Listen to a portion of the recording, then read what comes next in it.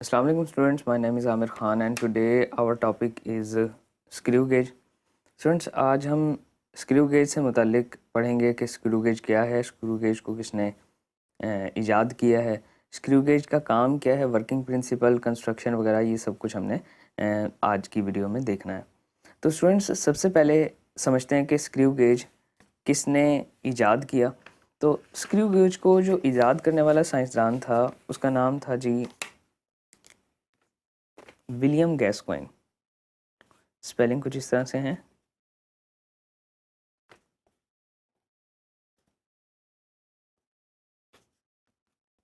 William गैस्कोइन। Students, ये वो scientist था जिसने स्क्रू गेज को सबसे पहले बनाया था। अब स्टूडेंट्स, अगर हम देखें कि स्क्रू गेज दिखने में कैसा है, तो स्टूडेंट्स देखें स्क्रू गेज दिखने में कुछ इस तरह से होता है। अच्छा, स्क्रू गेज के डिफरेंट पार्ट्स के मुतालिक भी मैं आपको बताऊंगा, लेकिन सबसे पहले ही बात करते हैं कि why it is called a screw gauge. Students, gauge जो है वर्ड, हम गेज का वर्ड अमूमन ऐसी जगह पर इस्तेमाल करते हैं जहाँ पर हमने कुछ ना कुछ मैयर करना हो, और स्क्रू से हमारे दिमाग में कोई ना कोई पेच आता है। स्क्रू का उर्दू में मतलब पेच होता है, और पेच हमें पता है कैसे होते हैं, जिस तरह से नट बोल्ट आपके होते हैं। तो अगर मैं एक स्क्रू गेज को ओपन करूं, यानी कि इसको खोल के देखूं, तो मुझे इसके अंदर जो कंस्ट्रक्शन है इसकी वो कुछ इसी तरह ही नज़र आएगी कि जैसे नट बोल्ट की कंस्ट्रक्शन होती है। मिसाल के तौर पर जब मैं इसको मुकम्मल तौर पर ओपन करता हूँ, तो यहाँ पर आपको इसके अंदर जो है वो थ्रेड्स नज़र आ रहे होंगे। स्टूडेंट्स, ये जो थ्रेड्स हैं यहाँ पर भी इसी तरह से थ्रेड्स बने होते हैं। स्टूडेंट्स, ये थ्रेड्स जो है, जब आप इसको एक दूसरे के अंदर ऐसे रोल करते हो, तो ये थ्रेड जो है वो इस तरह से आगे की तरफ, ये आपका जो पूरा का पूरा पीस है ये आगे की तरफ मूव करता है। ठीक है स्टूडेंट्स, तो इसका मतलब ये हुआ कि ये जो स्क्रू गेज है, एक्चुअल में इसको स्क्रू गेज इसलिए कहा जाता है क्योंकि इसकी जो बनावट है, इसकी इंटरनल जो कंस्ट्रक्शन है वो बिल्कुल एक पेज के जैसी है। अब बात करते हैं स्क्रू गेज के डिफरेंट पार्ट्स की। तो स्टूडेंट्स, स्क्रू गेज के 4 से 5 अहम पार्ट्स हैं, जिनमें सबसे पहले आपके पास ये यू शेप का दिखने वाला फ्रेम। स्टूडेंट्स, इसको हम फ्रेम बोलते हैं। स्टूडेंट्स, सबसे पहले अगर मैं बात करूं फ्रेम के बाद, इस तरफ हमारा जो पहला पार्ट है इसको स्टड बोला जाता है। स्टूडेंट्स, ये चीज़ जो हमारे इसको घुमाने पर आगे की तरफ मूव कर रही है, स्टूडेंट्स ये स्पिंडल कहलाता है। ये आपके पास लॉक नट है, इसको लॉक बोलते हैं या लॉक नट भी बोलते हैं। ये जो आपको इधर स्केल नज़र आ रही है, this is called main scale. और यहाँ पर जो आपको ये स्केल नज़र आ रही है जिसके ऊपर काफ़ी से नंबर्स लिखे हुए हैं, ये कहलाती है सर्कुलर स्केल। अब इसको सर्कुलर स्केल क्यों कहते हैं? क्योंकि ये बिल्कुल ऐसे गोल दायरे के अंदर होती है, देखें इस तरह से ये। तो इसको हम क्या बोलते हैं जी? सर्कुलर स्केल बोलते हैं। ये मुकम्मल तौर पर इस तरह से इसके चारों तरफ होती है। ये जो पार्ट है स्टूडेंट्स, इसको हम थिम्बल बोलते हैं। और आखिर में ये जो पार्ट आपको नज़र आ रहा है, इसको रैचेट बोला जाता है। अच्छा, थिम्बल और रैचेट का काम आलमोस्ट एक जैसा ही है, और ये दोनों जो है वो स्क्रू गेज को टाई करने के लिए इस्तेमाल होते हैं, मतलब इसको बंद करने के लिए, इसके जो जॉज हैं उनको क्लोज़ करने के लिए इस्तेमाल होते हैं। रैचेट का काम ये है कि रैचेट जो है वो टेंशन को कंट्रोल करता है। मिसाल के तौर पर ये मैंने जॉज को क्लोज़ किया, तो अब रैचेट से अगर मैं इसको मूव करवाऊंगा तो रैचेट के अंदर ये टक टक की आवाज़ आती है, जो कि इस बात को इंडिकेट करती है कि मज़ीद इसको टाइट ना किया जाए। अगर हम थिम्बल से पकड़ के इसको टाइट करेंगे तो ऐन मुमकिन है कि अंदर की जो हमारी थ्रेड्स हैं, अंदर की जो चूड़ियाँ हैं, वो डैमेज हो सकती हैं, वो ख़राब हो सकती हैं। तो हमें जब भी इसको टाइट करना होता है, किसी भी सब्जेक्ट को इसके दरमियान में रखिए, तो हम रैचेट का इस्तेमाल करते हैं, हम थिम्बल का इस्तेमाल नहीं करते। ठीक है स्टूडेंट्स, अब देखते हैं कि एक स्क्रू गेज के अंदर अगर गौर किया जाए तो कुछ चीज़ें हैं जिनको मैं यहाँ पर क्लियर करना चाहता हूँ। सबसे पहली चीज़ है जी कि स्क्रू गेज को इस्तेमाल क्यों करते हैं। Why we use screw gauge. Students, screw gauge हमारी लेंथ मेजरिंग इंस्ट्रूमेंट्स की कैटेगरी के अंदर आता है और जो स्क्रू गेज है वो एक्चुअल में आपके 1 मिलीमीटर के 100वें हिस्से तक की पैमाइश कर सकता है। मीन्स टू से कि if we have 1 millimetre, 1 millimetre से कम की पैमाइश करने के लिए हम दो इंस्ट्रूमेंट्स का इस्तेमाल करते हैं। पहला कहलाता है वर्नियर कैलिपर, जो कि हमारी इस वीडियो का टॉपिक नहीं है, और दूसरा कहलाता है screw gauge. Vernier calliper 1 millimetre के 10वें हिस्से तक की, जबकि स्क्रू गेज 1 मिलीमीटर के 100वें हिस्से तक की पैमाइश कर सकता है। तो स्टूडेंट्स, अगर हम देखें तो अगर मैं 1 मिलीमीटर को 100 के ऊपर डिवाइड कर दूं तो मेरे पास जो आंसर आता है वो है 0.01 millimetre, which is also called the least count of screw gauge. और लीस्ट काउंट का मतलब वो होता है कि जो स्मॉलेस्ट रीडिंग इस इंस्ट्रूमेंट के थ्रू ली जा सकती है उसको लीस्ट काउंट बोलते हैं। अच्छा, लीस्ट काउंट को मालूम करने का एक प्रॉपर फार्मूला जो हमारे पास है, हमारी बुक में भी दिया हुआ है, वो कुछ यूँ है कि लीस्ट काउंट ये बराबर होता है, least count is equal to pitch of screw gauge, pitch of screw gauge divided by number of divisions on circular scale। अब यहाँ पर ये 2-3 वर्ड्स हैं जिनको मैं क्लियर करूँगा। सबसे पहले बात करते हैं पिच ऑफ स्क्रू गेज की और उसके बाद देखते हैं कि number of division on the circular scale ये क्या होता है। अच्छा स्टूडेंट्स, अगर हम स्क्रू गेज के ऊपर ध्यान दें तो हमें नज़र आएगा कि यहाँ पर स्क्रू गेज के ऊपर 2 स्केल्स हैं। पहली स्केल आपके पास ये स्केल, ये वाली स्केल है, और इस स्केल को मेन स्केल बोलते हैं। स्टूडेंट्स, मेन स्केल के ऊपर जो रीडिंग होती है वो आपको मिलीमीटर की रेंज में दी होती है। मतलब ये है कि एक लाइन का, यानी कि इनमें से अगर 0 से पहली लाइन तक का अगर मैं फासला देखूं तो ये फासला 1 मिलीमीटर कहलाता है। ठीक है स्टूडेंट्स, तो इसके बाद यहाँ पर एक ग्रुप ऑफ लाइंस आपको यहाँ पर मिलेगा ऊपर की तरफ, और एक ग्रुप ऑफ लाइंस आपको यहाँ पर नीचे की तरफ मिलेगा, और दरमियान में ये जो लाइन है ये हमारी इंडेक्स लाइन कहलाती है। अच्छा, अब अगर मैं बात करूँ 0 से 1 तक के फासले की, पहली लाइन तक के फासले की, तो मैंने आपको बताया कि ये फासला 1 मिलीमीटर होता है, जबकि नीचे वाली लाइंस का ये जो ग्रुप है ये इस 1 मिलीमीटर फासले को भी क्या करता है, हाफ कर देता है, हाफ में डिवाइड करता है।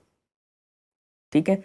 अच्छा, इसके बाद अगर हम बात करें इस स्केल की जो कि सर्कुलर स्केल है, इसके ऊपर अगर हम देखें कि यहाँ पर आपको 0 नज़र आ रहा है। 0 से अगर आप इधर जाते जाएं, आगे जाते जाएं, तो यहाँ पर देखें टोटल आपको नंबर्स मिलते हैं 45, 46, 47, 48, 49 और 50। इट मीन्स कि यह जो हमारी सर्कुलर स्केल है, इस सर्कुलर स्केल के ऊपर टोटल नंबर ऑफ डिवीजन जो हैं वो 50 हैं। अच्छा, अगर बात करूं मेन स्केल के ऊपर छोटी से छोटी रीडिंग की, मेन स्केल के ऊपर कम से कम रीडिंग वो है आपके पास यहाँ पर 0.5 मिलीमीटर, क्योंकि मैंने आपको बताया कि 0 से ये पहली लाइन तक का फासला 1 मिलीमीटर, जबकि नीचे वाली लाइन इसको मज़ीद हाफ कर देती है। तो इसका मतलब क्या हुआ कि यहाँ पर मेन स्केल पर आपके पास जो कम से कम फासला जो आपको मिलता है वो है 0.5 मिलीमीटर। अब स्टूडेंट्स, बात करते हैं स्क्रू गेज के लीस्ट काउंट की। तो सबसे पहले हमने ये देखा कि लीस्ट काउंट अगर हमने मालूम करना है तो हमारे पास नंबर ऑफ डिवीजन जो कि सर्कुलर स्केल पर होती हैं वो मैंने आपको बताया कि कितनी होती हैं जी। Least count is equal to number of division on circular scale. ये हैं हमारे पास, हमारे केस में जो मेरे पास वर्नियर कैलिपर स्क्रू गेज मौजूद है उसके ऊपर हैं जी 50 डिवीजन्स। अब बात करते हैं पिच ऑफ स्क्रू गेज की। स्टूडेंट्स पिच एक्चुअल में क्या है? अगर मैं बात करूं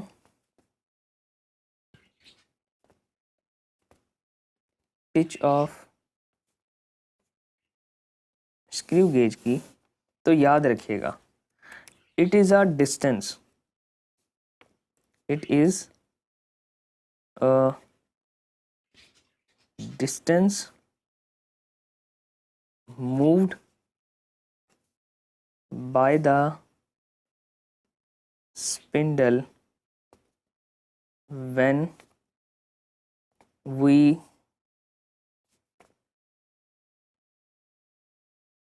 rotate the circular scale only one time completely। ठीक है स्टूडेंट्स, तो अब देखें क्या कह रहा है कि इट इज़ अ डिस्टेंस, ये वो डिस्टेंस होता है जो कि मूव करता है स्पिंडल, ये वाला, ये स्पिंडल जितना फासला मूव करता है जब हम सिर्फ सर्कुलर स्केल को only one time completely rotate करते हैं। अब अगर हम यहाँ पर गौर करें, यहाँ पर ज़रा आप इसके ऊपर गौर करें कि अगर मैं फ़र्ज़ करें इसको आगे ले आता हूँ और ये मैं स्टार्ट कर रहा हूँ जी 5 से। ये देखें, ये आपके पास 0 और ये 0 जो सर्कुलर स्केल का है वो इंडेक्स लाइन के एग्जैक्ट सामने है।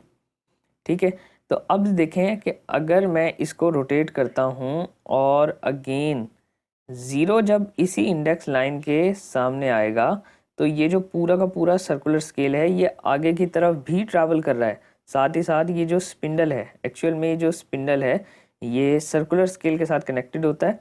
जब सर्कुलर स्केल आगे की तरफ जाता है तो ये स्पिंडल भी आगे की तरफ जाता है। तो मैं क्या कह रहा हूँ, मैं कह रहा हूँ कि जब मैं इसको 0 से स्टार्ट करूँगा, 0 से स्टार्ट करने के बाद जब ये दोबारा एग्जैक्ट 0 इस इंडेक्स लाइन के आमने सामने आता है तो कुछ ना कुछ डिस्टेंस सर्कुलर स्केल आगे की तरफ ट्रैवल करता है। वो डिस्टेंस अगर मैं बगौर मुशाहिदा करूं तो मुझे पता लगता है कि ये डिस्टेंस पीछे जाने पर ये देखें, मैंने शुरू किया था कहाँ से, ये 5 मिलीमीटर से। ये देखें 5 मिलीमीटर से मैं स्टार्ट कर रहा हूँ, ये इस जगह से, यहाँ पर एग्जैक्ट 5 मिलीमीटर है। अब जब मैं आगे की तरफ मूव करता हूँ और जब ये 0 एग्जैक्ट इसी पोजीशन पर आता है तो यहाँ पर गौर करें, ये 4 मिलीमीटर नहीं हुआ बल्कि 4.5 मिलीमीटर हुआ। इसका मतलब क्या हुआ कि इस स्क्रू गेज की जो पिच है वो 0.5 मिलीमीटर है।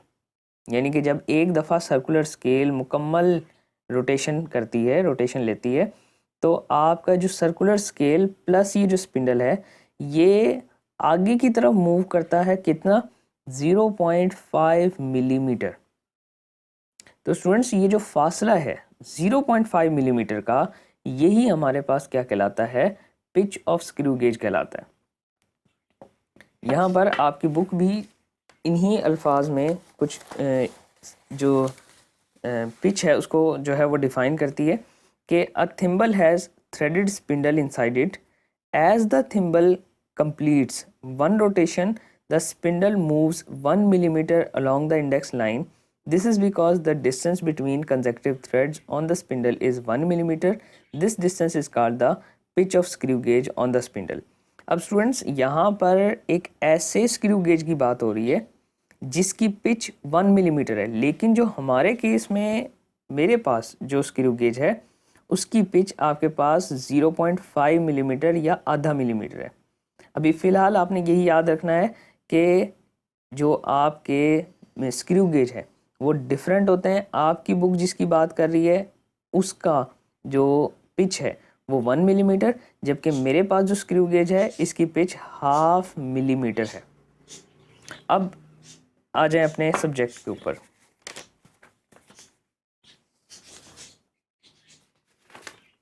तो हमें पता लगा स्टूडेंट्स कि हमारे पास जो पिच ऑफ स्क्रू गेज है वो है 0.5 मिलीमीटर। स्टूडेंट जब मैं 0.5 मिलीमीटर डिवाइडेड बाय 50 करता हूँ तो मेरे पास आंसर अगेन यही आ जाता है 0.01 millimetre, which is also known as the least count of screw gauge. अब ये दोनों चीज़ें स्टूडेंट्स आपके स्क्रू गेज के ऊपर भी मेंशन की होती हैं, जैसे यहाँ पर आपको नज़र आ रहा है कि ये स्क्रू गेज की जो लीस्ट काउंट है वो स्क्रू गेज का जो लीस्ट काउंट है वो आपको यहाँ पर नज़र आ रहा होगा, जो कि 0.01 मिलीमीटर है, और ये 0 से लेकर 25 मिलीमीटर तक मेजर कर सकता है। ठीक है स्टूडेंट्स, अभी तक हमने क्या क्या सीख लिया। हमने स्क्रू गेज के मुतालिक स्क्रू गेज के डिफरेंट पार्ट्स देखे, स्क्रू गेज के ऊपर मौजूद दोनों स्केल्स को बगौर मुशाहिदा किया। अच्छा, अब बात करते हैं कि यहाँ पर लॉक का फंक्शन, इसका क्या काम है। इसका काम हमें तब जाहिर होगा, तब हमें पता लगेगा जब हम इससे रीडिंग लेंगे। तो स्टूडेंट चलते हैं कि स्क्रू गेज से रीडिंग आपको किस तरह से लेनी है। पहले मैं थोड़ा सा आपको इसकी थ्योरी बता दूं कि स्क्रू गेज से रीडिंग लेने का क्या तरीका है, उसके बाद देखेंगे how to take reading from screw gauge. अब स्टूडेंट जब भी आपने स्क्रू गेज से रीडिंग लेनी होती है तो उसका एक प्रॉपर फार्मूला है।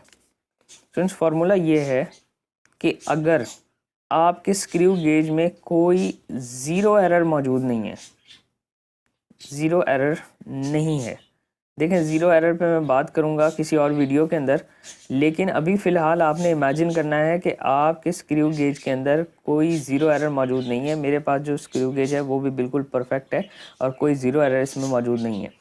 अगर आपके स्क्रू गेज के अंदर कोई ज़ीरो एरर नहीं है तो फिर आपकी रीडिंग लेने का जो फार्मूला होगा वो कुछ इस तरह से है कि आपने दो रीडिंग्स लेनी होती हैं, एक मेन स्केल रीडिंग और उसके अंदर ऐड करनी होती है आपने सर्कुलर स्केल रीडिंग को, सर्कुलर स्केल रीडिंग को, ठीक है।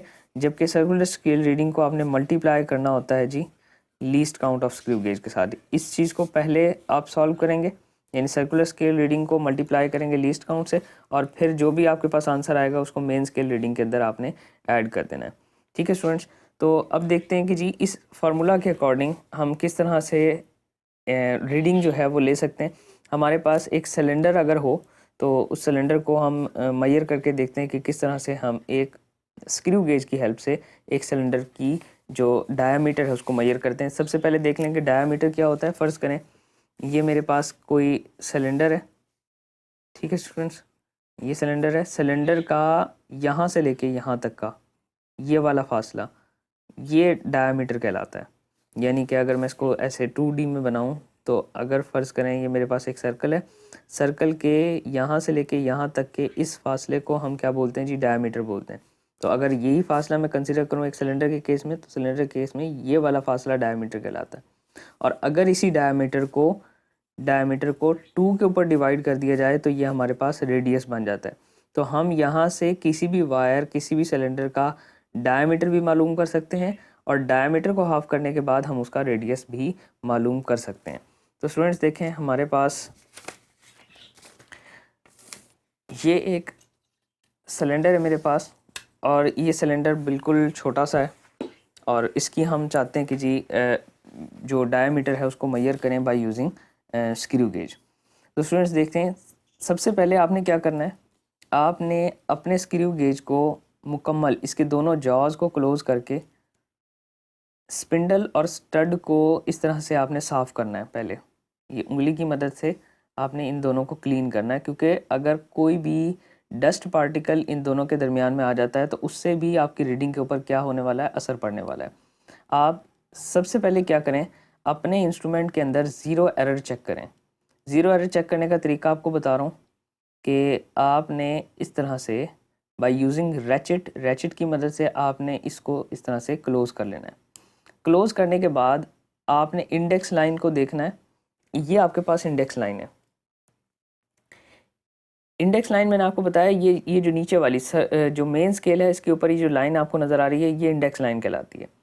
आपके सर्कुलर स्केल का जो ज़ीरो है ये ज़ीरो सर्कुलर स्केल का है। इस सर्कुलर स्केल के ज़ीरो को इंडेक्स लाइन के एग्जैक्ट आमने सामने आना चाहिए। अब देखें क्योंकि ये मेरा जो सर्कुलर स्केल का ज़ीरो है इंडेक्स लाइन के एग्जैक्ट आमने सामने है। देखें क्लोज़ करने के बाद जब मैं ओपन करने के बाद जब मैं क्लोज़ करता हूँ तो ये जो ज़ीरो है ये इंडेक्स लाइन के एग्जैक्ट आमने सामने है। तो मैं कह सकता हूँ कि ये जो मेरा इंस्ट्रूमेंट इस वक्त मेरे पास मौजूद है इसके अंदर कोई एरर कोई गलती मौजूद नहीं है।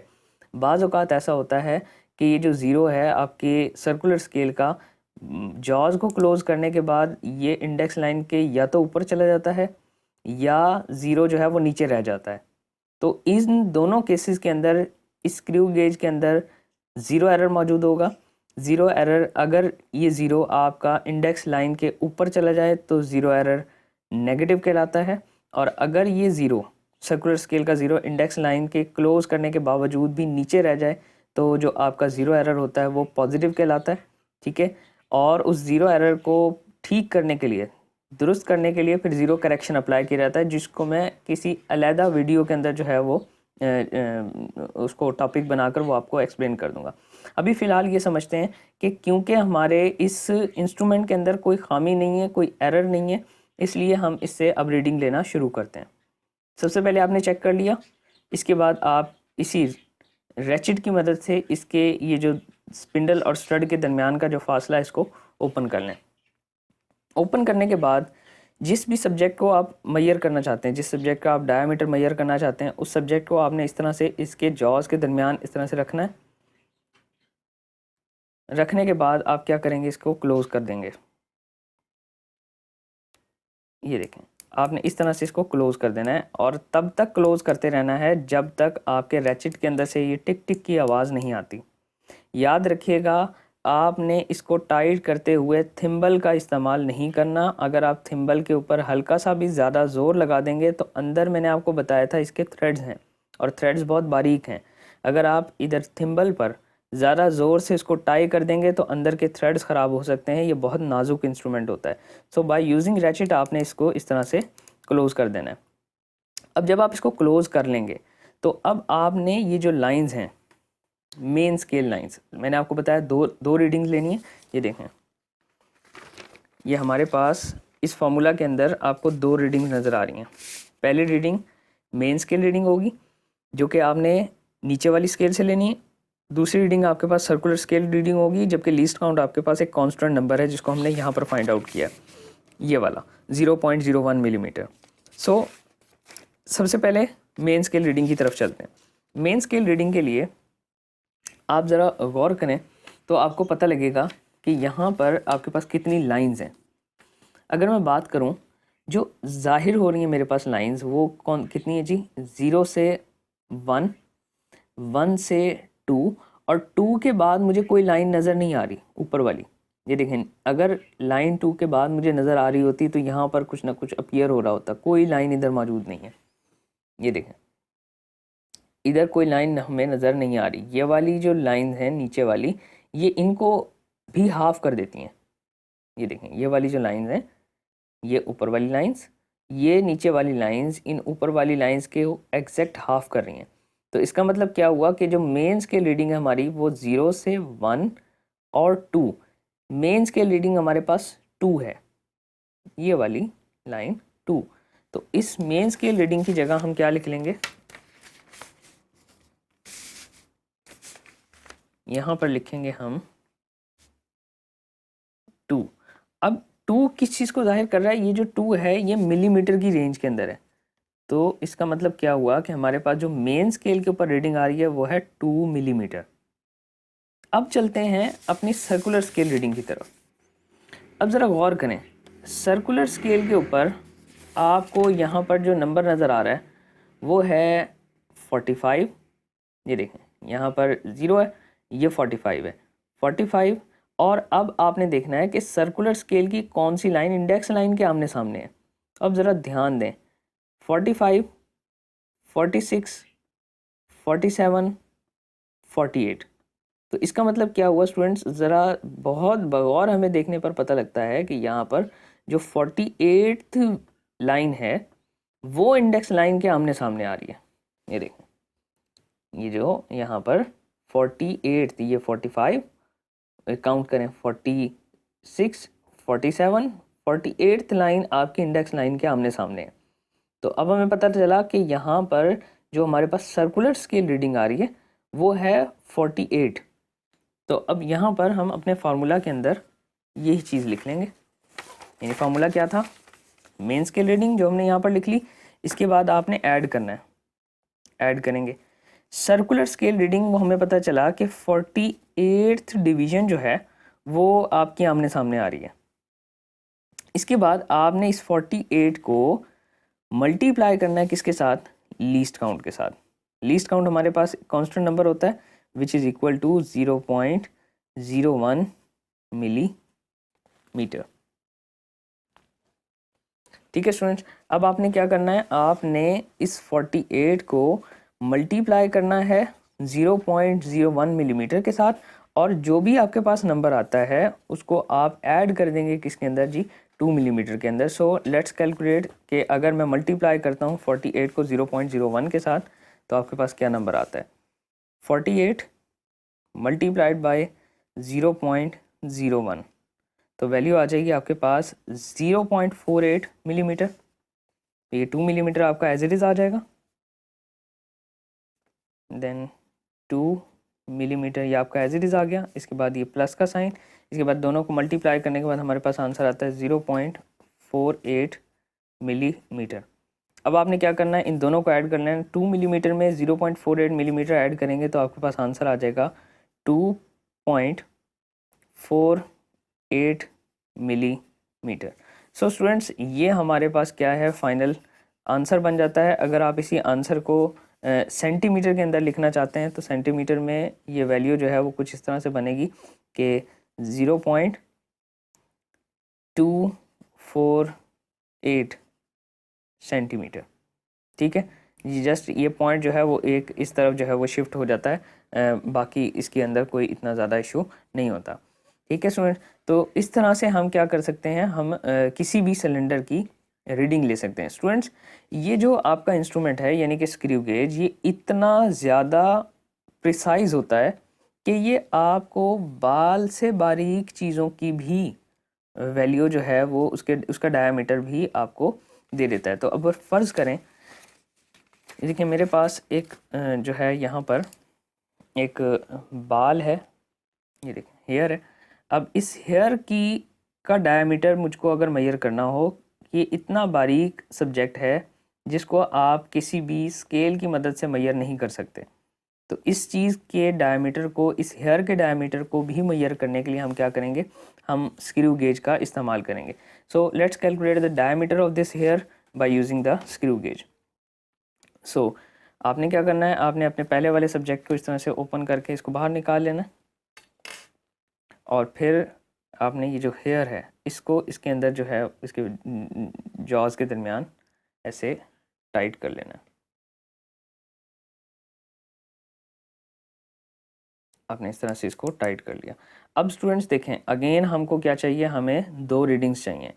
पहली रीडिंग मेन स्केल से लेंगे और दूसरी रीडिंग जो कि आप लेंगे सर्कुलर स्केल से। अभी फ़िलहाल देखें कि मेन स्केल पर कोई भी मिलीमीटर की जो लाइन है वो आपके सामने नहीं आ रही। यहाँ पर सिर्फ आपको 0 शो हो रहा है। तो इसका मतलब क्या हुआ कि यहाँ पर मेन स्केल पर जो रीडिंग है वो कितनी है जी, 0 है। और सर्कुलर स्केल पर रीडिंग अगर आप गौर करें तो यहाँ पर ये जो लाइन है, ये देखें ये 0 है। 0 से आगे 1 2 3 4 5, ये 5th लाइन। 5th लाइन के बाद 6th लाइन और 7th लाइन। तो देखें अप्रॉक्सीमेटली ये जो 7th लाइन है ये आपकी इंडेक्स लाइन के एग्जैक्ट आमने सामने आ रही है। ये 5th लाइन, 6th लाइन और 7th लाइन इंडेक्स लाइन के आमने सामने है। तो हमें पता लगा कि मेन स्केल रीडिंग आपके पास 0 है और जो सर्कुलर स्केल रीडिंग है वो 7 है। सो let's calculate the diameter, let's calculate the diameter of this hair by using the formula again हमारे पास वही रहेगा,